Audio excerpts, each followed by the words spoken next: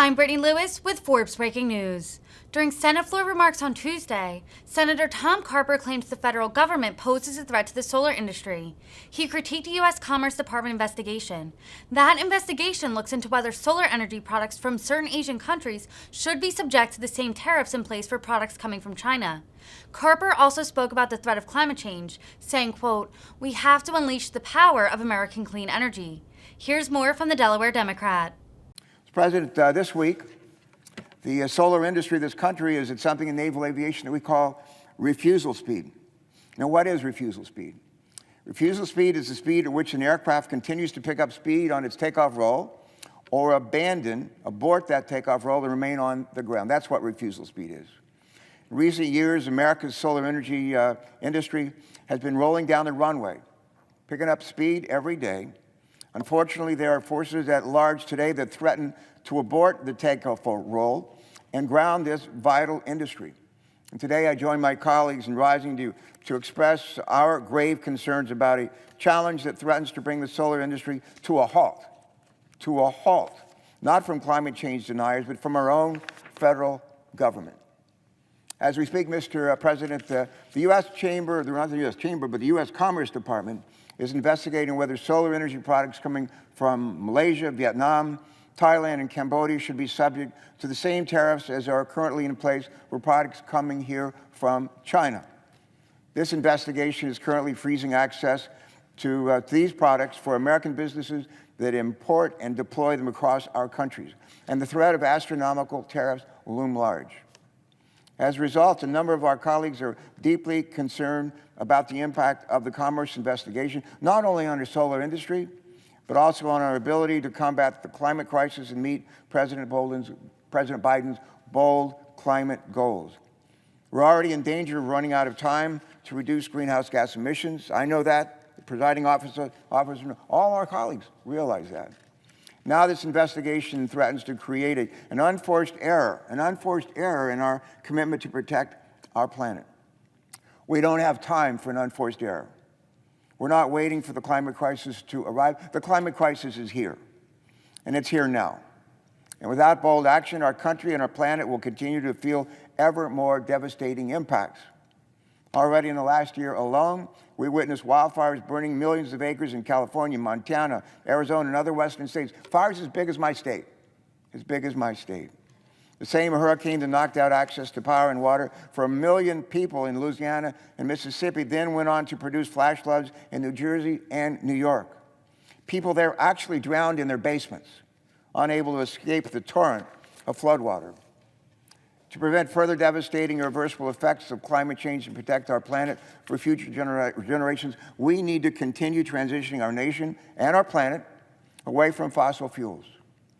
Among other things, we should be doing everything in our power to lift up innovators in the solar industry, to boldly cut emissions from our power sector, and to attack this climate crisis head on. But unfortunately, the Commerce Department's investigation threatens to hamstring one of the strongest weapons in our fight: clean, renewable energy.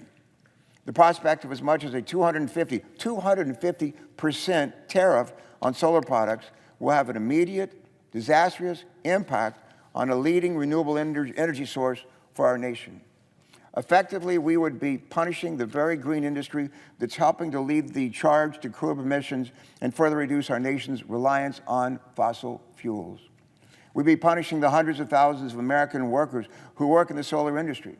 In fact, the Solar Energy Industry Association estimates that this investigation, currently underway, threatens 70,000 jobs between now and 2025. 70,000 jobs. But more than that, we've heard from businesses in the solar industry who say that the very threat of these tariffs is already freezing imports needed to build solar infrastructure and bolster our defense against the climate crisis. The idea that solar companies may have to sit around waiting for January 2023 to come around just to see if industry-rocking tariffs will be announced, that alone is destabilizing. It's worse than destabilizing. It already risks bringing investments to a standstill while adding uncertainty to the solar market and pushing utility companies to slow their transition away from fossil fuels out of fear for a change in American climate priorities. because that's what's at stake here. What do we value? Are we committed to a clean energy future, a transition to a 100% carbon pollution-free electric sector by 2035, and to protecting American jobs and lives from an impending climate crisis? Or are we okay with the status quo, with holding back our renewable energy prospects and continuing to let politics dictate our planet's future? Across this nation, Americans are feeling the effects of climate change in every storm surge and every coastal flood. We certainly see that in my home state of Delaware. We're the lowest lying state in America. The seas around us are rising. My state is sinking. Americans across the country are ready to do whatever it takes to save our planet and create a ton of jobs at the same time. I implore the Biden administration to swiftly expedite its investigation rather than drag this process out and add to the uncertainty of businesses across our country, and to rule out retroactive job-killing tariffs in the process. In this moment, we have to act with greater urgency to drive down emissions.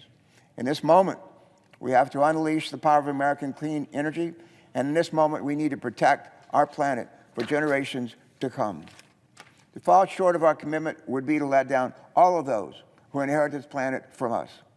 And make no mistake, future generations will look back at this critical moment in our nation's history to see what we did when our planet was on the line.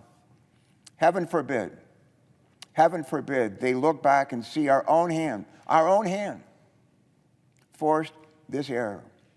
Again, I implore this administration to end this investigation, lift up the solar industry, and help us meet our nation's climate goals. Thank you, Mr. President. I yield back the remainder of my time.